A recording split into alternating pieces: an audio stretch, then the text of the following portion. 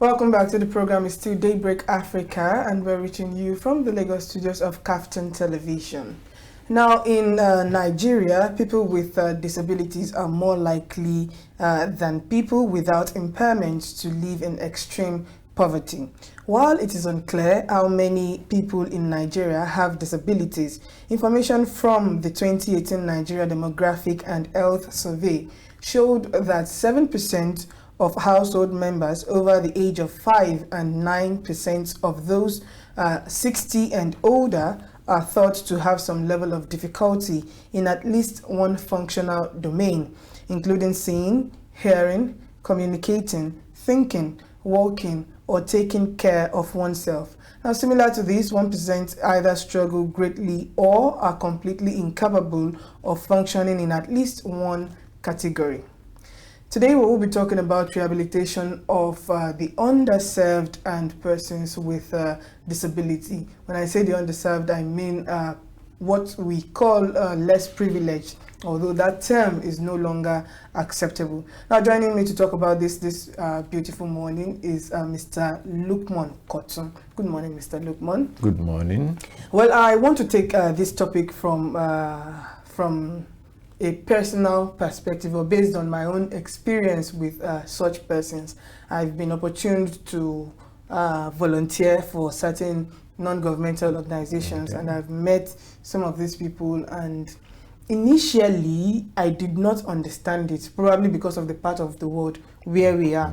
The mentality was that they were unacceptable, they were like outcasts, especially, I don't know if, well, I'll ask you that later, if religion played a major role in our thinking towards persons with disability and the underserved. But I found out that a lot of people treat them differently and they put them aside. Now, although our topic is rehabilitation of these people, but before we talk about rehabilitation, we have to talk about the problem first. Now, I think just about 3 or 4 days ago, I was passing through Yanopaja, and there was this person with disability on the ground, on the main road. The crowd was, people were pushing. You know how Lagos bus stops are usually is. And he does not have both legs, he does not have hands, so he laid to his side on the ground and was using his side to move. So he kept doing that in that position, and I was moved to compassion, because someone was now saying beside that if he doesn't continue that movement, people would not understand his pain if he just lay there and beg for money. Now he was there asking for alms, for people to show support.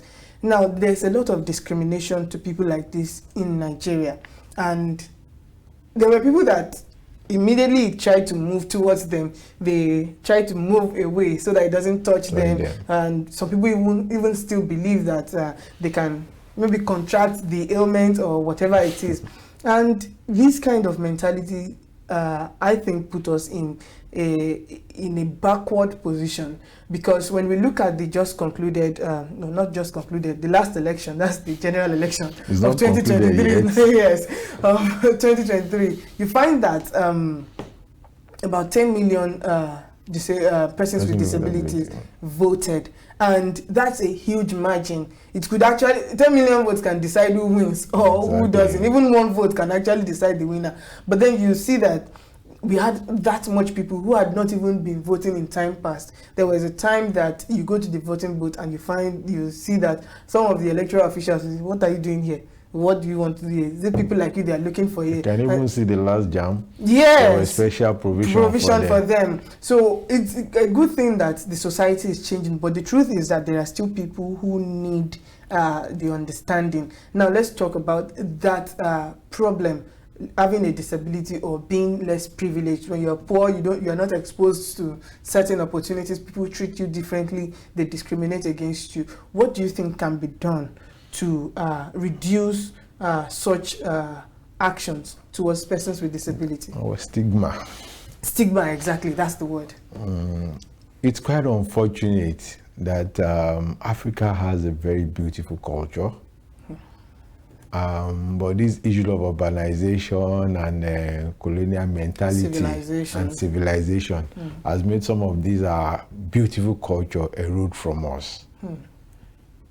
We in the time past, in this 50s, 60s, the communal living, it's one fantastic thing that takes care of everybody, either disabled person, able person.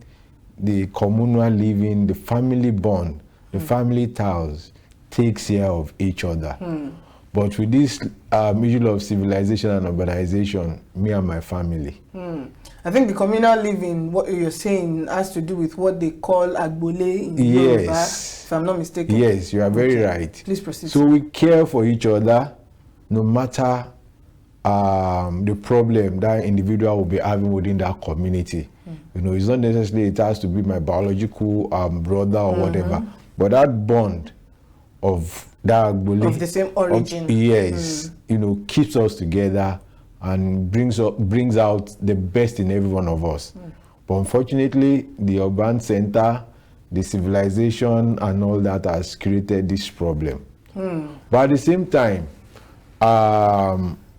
government has come in a way to realize there is need, or probably due to advocacy, there is need to have a special provision for people with this issue, that is people living with disability. And that is why the law on disability was passed. Right. So it's just to protect and guide people living with disability.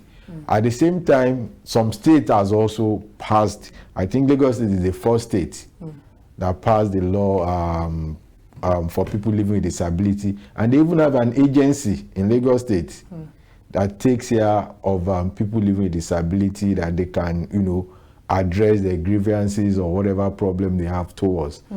So that is one fantastic thing that has, but you know, this thing has to improve from time to time. There will still be gaps, and you know, government has to, you know. You know, I said earlier that I was going to ask you the place of religion in shaping the mindset of people towards persons with disability and persons living in poverty.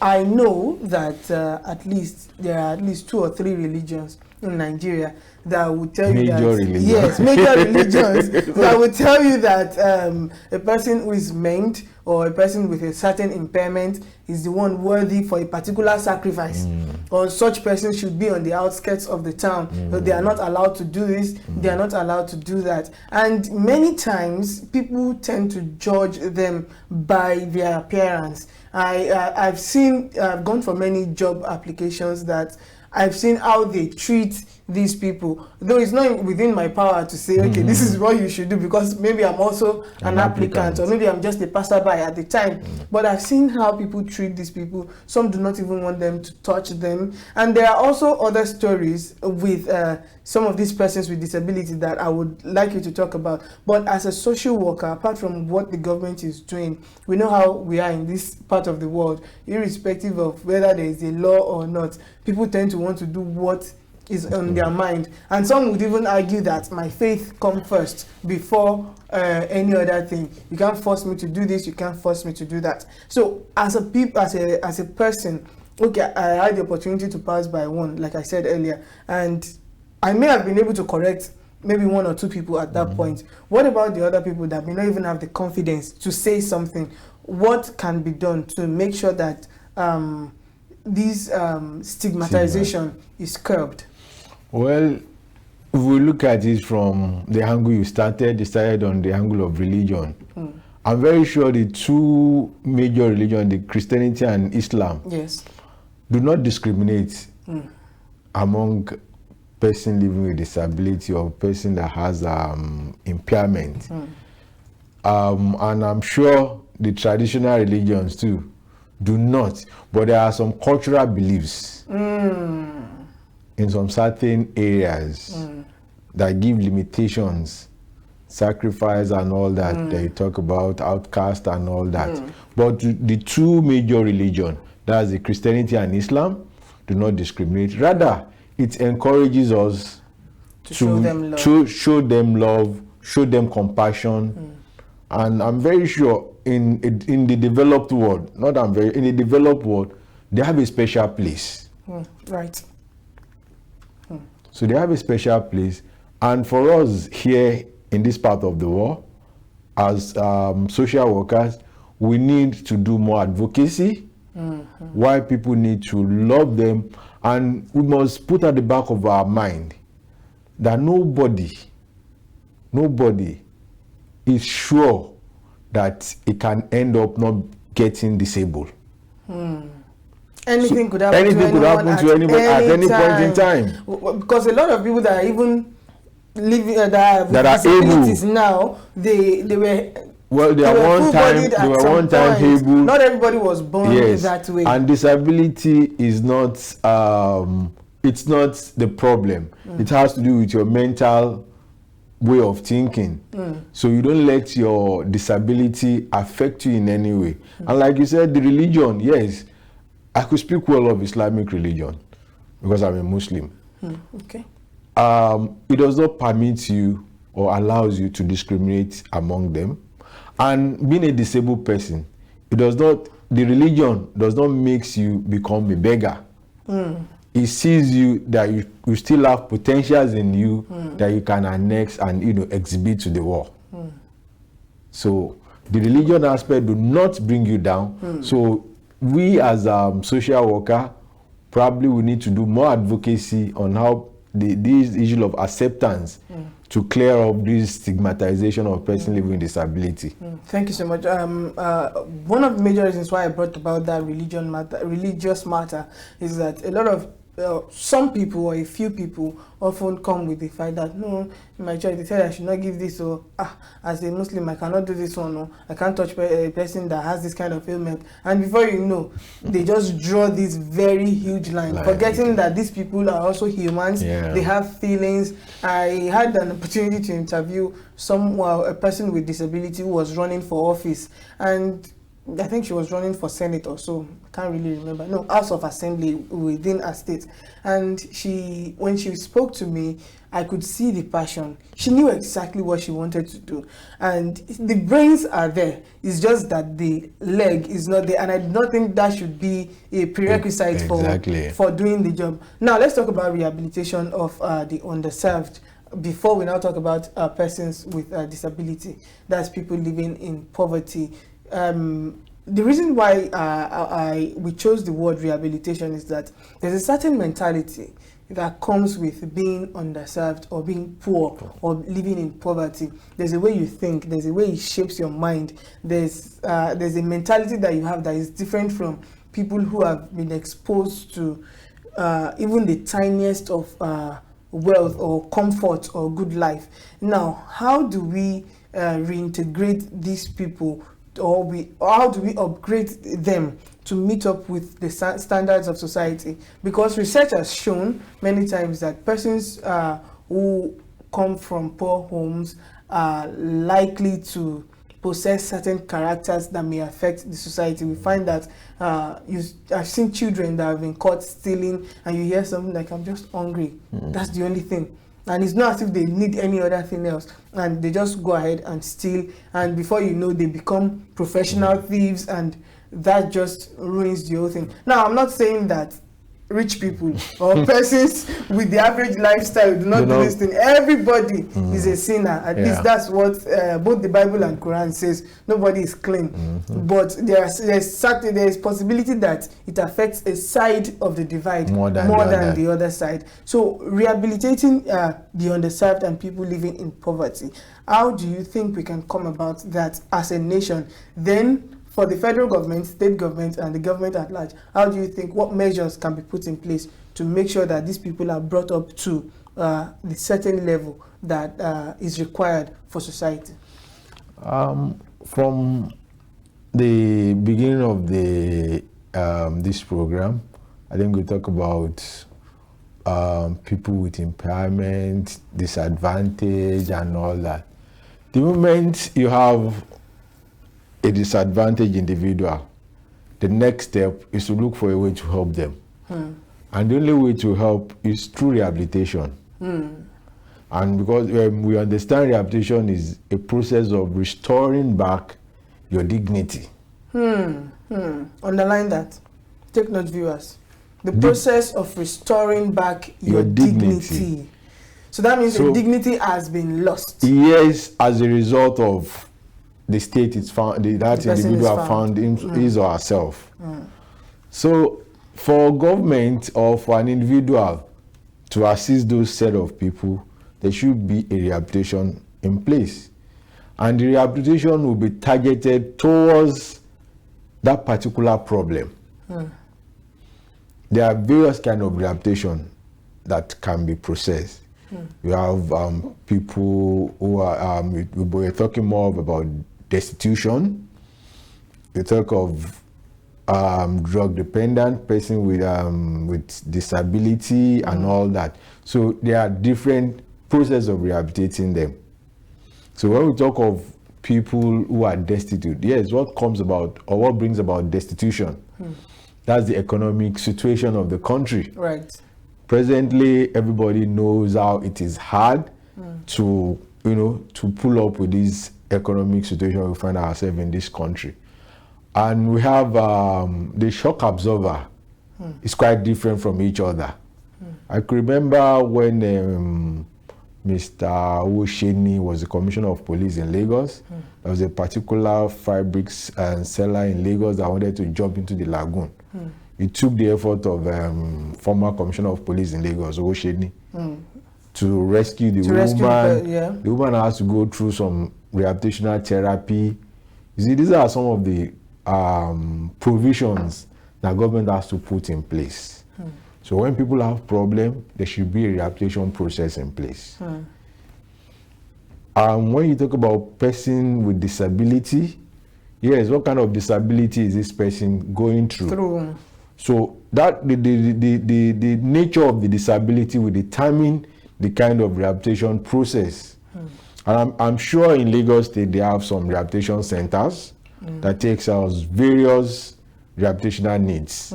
I know of the drug dependents. I know of the one people living with disability in Ewutu in Ikorodu. I know of the one also in Ikorodu at Majidun, as for destitute beggars and I think people with mental impairment. So when a system realizes, yes, we have a problem, we put in place appropriate rehabilitation process. Yes, when you put in place appropriate rehabilitation process, they can't be there forever. There is need for integration. Right. That is where the family and the community needs to play a greater role. From experience as a social worker, that is one area that is very difficult in this our society. People don't want to accept their people back. Yes. The stigma that, yes, this person has mental illness, so he has gone through therapy, he has gone through rehabilitation. No, we don't want to identify with him or her again. Yes, like Yoruba we say, only touch, only gong. You see, all those things are stigma that could not help recovery process. So the love that you are supposed to show the person, once you show, yes, the love, acceptance, aid this recovery process. And this person has to move back into the society for integration. Does it mean the healing process or the recovery process works better with family members than a stranger just talking to someone who we are trying to rehabilitate? It's a two-way thing. Okay. Yes, the stranger has his own role during the recovery process. The family has his own role too. If you go to some of these rehabilitation centers, there are friends of the home that comes in. They are strangers to these patients there. So, and sometimes, most times, this rehability interacts with them. And some, they give some information that naturally they won't give their carer. Probably that stranger shows love and they believe in that stranger. The same way, if family shows love, it will help recovery. Visits, talks, can aid recovery. Not until all that is done appropriately, person with challenge will not recover as expected. Okay. And the society too should be willing and ready to accept them back. Okay, now, apart from accepting them back, and apart from taking people we know, our family members, out for rehabilitation, I want to talk about those people that seem like they don't even have anyone. There's something that I personally say most times when it starts raining. Once it starts raining, I get scared, not because of the rain, but I get scared for people who don't have homes, people who don't have anywhere to put their head, and there are people that even have homes, but they are just stranded, probably for the night, and then the rain catches up with them and all of that. Now, what I've observed is that when people see a person with such challenge, whether with disability or any other reason, whether for poverty reasons, people tend not to report it, especially in Nigeria. And apart from not wanting to report it, many don't even know how to go about reporting it legally when it comes to maybe through the federal government or the state government. Many don't even know what to do. I remember someone was telling me some time ago that one of their neighbors, now these neighbors they had a great-grandmother who was staying with them. They're living in a apartment, and the great-grandmother was there. The grandmother and her husband are there. Then one of the children is there with about 6 children. Wow. And there are about, I think, 18 of them in just a room apartment. But that's not even the major problem. It's a problem, but not the major problem. Now, all of them, they beat the great-grandmother. Why? Whenever she does something wrong, or maybe she makes a mistake, they insult her, they abuse her verbally and physically. Let's just put it that way. And the woman endures it. Now, the person who told me at that point was saying, I don't know how to report this thing. Who do I go to? Where do I report it to? And while he was thinking like that, the other people in the compound, nobody even cares. Everybody just pretends as if such hideous act is not even happening in that compound. And that's just one out of the millions of cases that I'm sure we have in this country. Now, for those who don't know, who don't have any personal relationship with the victim or the person with disability or the underserved person, how do they go about the rehabilitation process? I know that there are some people that they will maybe take them to other NGOs or take them to, or even take care of them by themselves. I've seen people do that, but not in all cases. Some people cannot even afford it. They just need to report to the right appropriate quarters. How do we go about that? Yes, I think it's more of education and enlightenment. There is a ministry responsible for this kind of issue. Right. And I'm very sure they receive dozens of applications on a daily basis. It's not as if people are not aware, but government alone cannot do it. That's one thing as a social worker. I was going to get there. Do we even have enough hands to handle it? That's one thing I've gotten from my experience as a social worker in Lagos State. There is a system in place, but the system, does it have the capacity? Does it have the capacity? You might say yes, it has the technical know-how. Are they even strong enough? Yes. Do they have enough hands? Are the system strong enough to accommodate? Do we have enough human capital? Yes. To accommodate all this, that is capital no. That is why there is need to partner with the government in this area. And that is why the National Association of Social Worker Lagos State is coming up with a lot of advocacy so that you know the right way to go when you have an issue. I think was it last week I was in court. There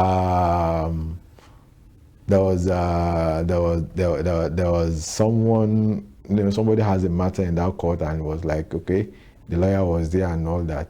Naturally, it's an issue of child abuse that was supposed to be reported to the child department of the state.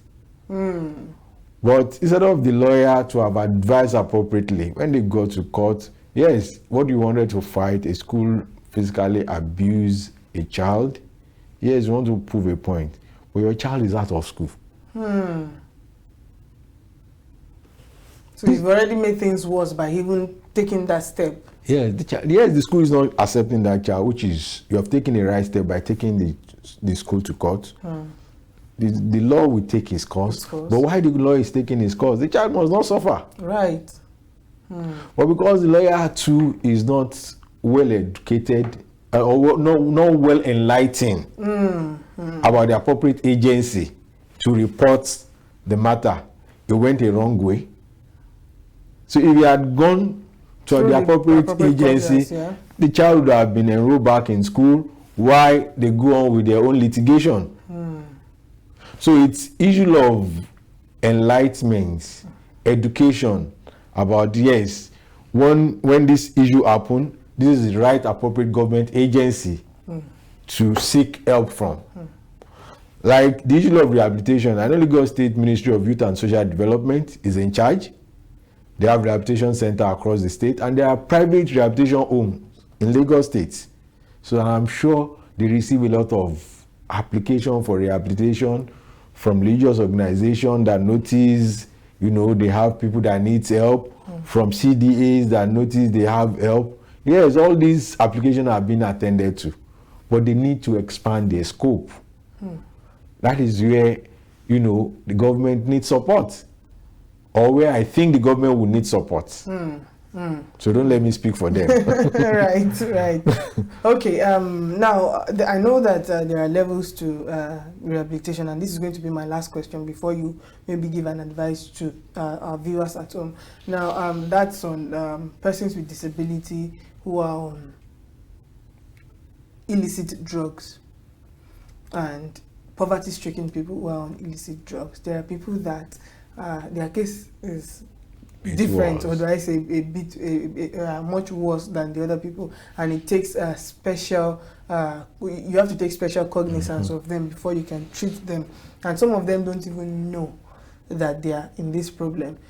Now, the issue I have with this set of people is that many of them are walking on the streets like nothing is wrong, whereas there's a lot of things wrong with them. How are there provisions for managing such people? Well, from the experience of Lagos State, at least I've practiced social work in Lagos State for the past 23 years. Wow, that's a long time. So, and from my experience, there is a system in place in Lagos State and Abuja. Yes, I'm very sure of those. But what about the other 30? Well, I'm not. I said okay, where I practice, where I'm sure of. Right, I understand now. So, okay. And I think last year, 2022, 2021, there was special reading of those who are into drug and destitution in Lagos State for rehabilitation. So the state has a rehabilitation center for drug dependents, both for male and female. They have for male at Isheri in Bega, and they have for female at that's Tajudeen Olusi in Aja. So they pick them up from the streets, that I'm sure of. They pick them up from the street, take them to the center for rehabilitation. All right, thank you very much. So before we go, do you have any advice for our viewers? Yes, I want Nigerians or Lagosians in particular, now that we have, this is a new dispensation. And funnily enough, I think the first day of the governor in office, he added S to the team agenda, to make it team's agenda. And that X has to do with social inclusion. So this is the area where the government will spend more. This administration or focus will be on social inclusion. Social inclusion, gender inequality, and youth development. So people should, or the community, the Lagos community as a whole, should assist government by providing necessary information to the ministry in charge. We have Ministry of Women Affairs, we have Ministry of Youth and Social Development, Ministry of Justice. You can approach any of them when you have cases of destitution, people with impairment that needs assistance. Ministry of Education, they also have a special school. And the wonderful thing about Lagos State that I observe is that in our educational curriculum in Lagos State, there is social inclusion, school for special people. No, it's now they don't have a separate school. They include people with disability. I think there is one at Agidingbe. So it's just about getting the right information, and government agency too should come out, do a lot of advocacy about what they do. I know a lot of government organization or government ministry does a lot of job, but little do public know about what they do, particularly ministry that is in charge of social welfare. They need to come out, let people know what they do, so that people can always go to the right place for help. Thank you very much. I think that will be our take home for today, which is to the people and the federal government, the state governments, and government at all levels to put the word out there, let people know what you're doing to make things better for these people. They're one of us, they're part of us, and we all have equal rights. We'll go on a quick break now. Daybreak continues shortly.